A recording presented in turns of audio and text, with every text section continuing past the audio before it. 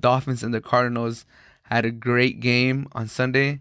They were, I think, one of three games that were on the 1 p.m. schedule for the NFL on Sunday. 1 p.m. on the western side, on the west side of the U.S.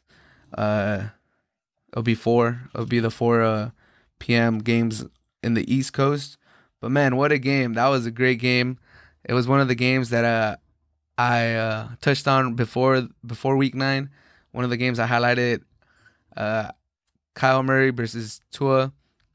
I knew it was going to be a good game, even though Tua didn't have the best of games against the Rams the week before. It was his first start against the Rams, and he played decent. Decent is kind of putting it in a good light. It had a lot of people thinking like, okay, like how much time are they going to give him before they start really considering drafting a quarterback in the next year's draft. A lot of people were saying that if he struggles, if he doesn't show, a promise, that they were gonna draft a quarterback with the Texans pick in the 2021 draft. But man, did Tua shut them up. He had a great game. Kyle Murray had a great game too, and they both put on a show. They're the future. They symbolize the future of quarterbacks going forward. I know Brady's still holding on. Drew Brees is still holding on. Rodgers getting up there. Rivers is still here. Big Ben is, doing his thing. And for a while, I know the NFL was probably worried about when that next crop of quarterbacks was going to come. Well, Kyler Murray and Tua are here. Herbert, Burrow is here. It seems like we're going to be in good hands. And this game, like, proved that. It was just an amazing game to watch. They put on the show. The game ended with Gonzalez trying to kick a field goal to send it overtime, and unfortunately he didn't have the leg for it. He kicked it short. Tua had a great stat line. Tua went 20 for 28, 2 touchdowns. He rushed 7 times for 35 yards. Kyle Murray also put on a show, 21 for 26, 283 yards, 3 touchdowns, 11 carries, 106 yards rushing, 1 touchdown. Man, like their stat lines were ridiculous. If you had any of them on your fantasy team, they put up points. I think Tua put up like 27, and Kyle Murray put up almost 40 or around 40. So that's a little side note, just so you could kind of, if you're just a fantasy football player, then you'll understand that if they put up those type of points, they probably had a good game.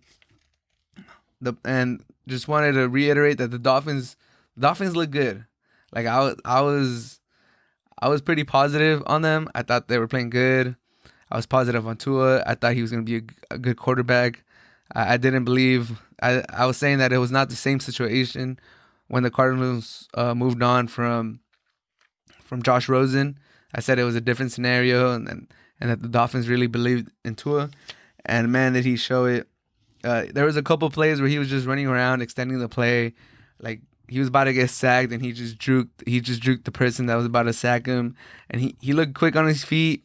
For all the people that say that Tua is not like the best athlete, or he's not as quick, or he's not that quick, that's why he gets hurt, because he probably thinks he's faster than he is, and he's not that fast, and that's why like people catch up to him. He looked pretty fast. He looked pretty quick. He looked pretty shifty out there. It looked like he's definitely going to be able to maneuver around NFL defenders. Like, they're not going to be that like athletic, or they're not going to be too athletic, or what, where he's not able to make some juke moves and get away from them. He looked like he was comfortable. He was doing his thing. And as a lefty thrower, he pops off the screen. I like watching Tua play. I think he's going to be bright. He's going to be a star in the NFL. Now, I don't know how big of a star. He's maybe not a superstar, but he's definitely going to be a star. He'll probably make a couple Pro Bowls, is what I predict. He looked good, and I believe in Tua. I believe in Tua.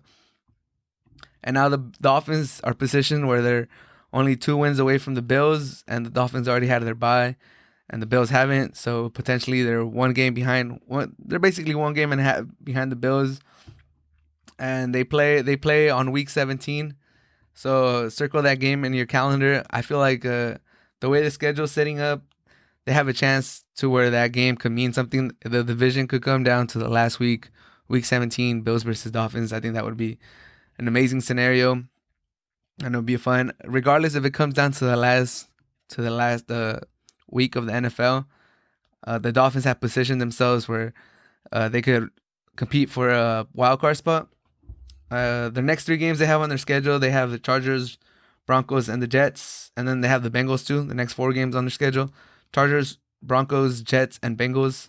So they could really stack up some wins going forward in these next 4 weeks.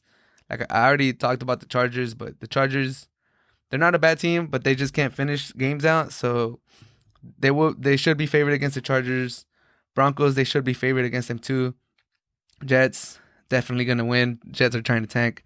Jets are not trying to win. And then the Bengals. So that's gonna be a good test. It's gonna be great TV too, because the Chargers and the Bengals are coming up, and that's Burrow and that's Herbert. And now we get to see the 3 top quarterbacks in the 2020 draft play against each other, and I think that's gonna be. I love storylines. I love when you're able to write about stuff going into a game, and that there you go, the number 1 pick against the number 5, the number 5 pick against the number 7 pick. All of them looks like they have a bright future. It's gonna be good TV. It's gonna be good TV, and what more do you want as an NFL fan?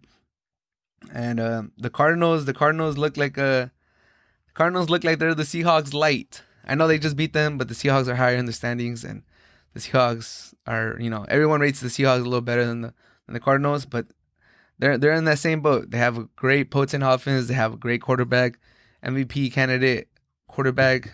Murray should be creeping up with all these stats he's putting up, but they're on the same boat. They have a great offense. They have a great quarterback, and their defense is pretty atrocious. They can't stop anybody. But Murray, he is on pace for 4,000 yards and 1,000 yards rushing, with 48 combined touchdowns. That's ridiculous. That's insane. This man is putting on a show. It's his second year in the NFL, and he's already doing stuff like this. Man, he's making look. I know people were questioning, like, man, you just dropped to Josh Rosen, I believe 10th overall the season before, and now you're gonna trade him for a second. You're gonna take a loss on that after 1 year of 1 round, basically, just so you could draft another quarterback. Well, there you go. Now you see why they did it. Murray's a beast. He's amazing. And I know the Cardinals and Cardinal fans should be upset because they lost to some crappy teams. I know they lost to the Lions, and I think they lost to the Panthers, and now they lose to the Dolphins. And going into those games, I believe they were favored in all of them. And the way they looked against the Seahawks and other teams, you would think that they would be able to pull these games out, and to lose those games against like inferior teams on paper, or just the way you're playing, you would think the Cardinals would win games like that. So I think this is just part of growing pains. This season, it's not such a bad thing that they lose these games. Keeps them humble, keeps them hungry. It's the second season of Kyler Murray. It's the second season of the head coach, Kingsbury, I believe his name. So as long as they keep building and next season they're not losing these games, then I feel like there's nothing to worry about. It's just part of the process. Like I said, 2018, 2019, they were 3-13. Last year they were 5-10-1, and this year they're 5-3 after 8 games. So in half the games this last season, they already matched their win total.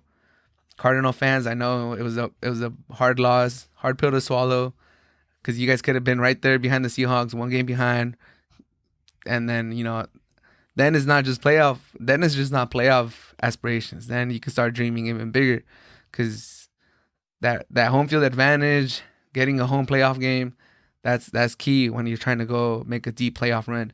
But for now, I think you're still 2 games behind the Seahawks, or a game and a half behind the Seahawks. It gets a little harder to win the division. But if you look at it, if you take a step back and just look at the progress the team has made from that 3-13 season, then you'll see that the Cardinals are on the right way, and at least you found your franchise quarterback. So just keep at it. Cardinals are on the right way, and they play entertaining football. So as a neutral fan, Cardinals are fun. They're a team I like to watch whenever I can. I watch most of these games, so Cardinals are one of the games that I just like to turn the channel to, just because they're fun. They're fun team, and anytime Kyle Murray's on the field, I want to see him play. He's an amazing quarterback, and shout out to Kyle Murray.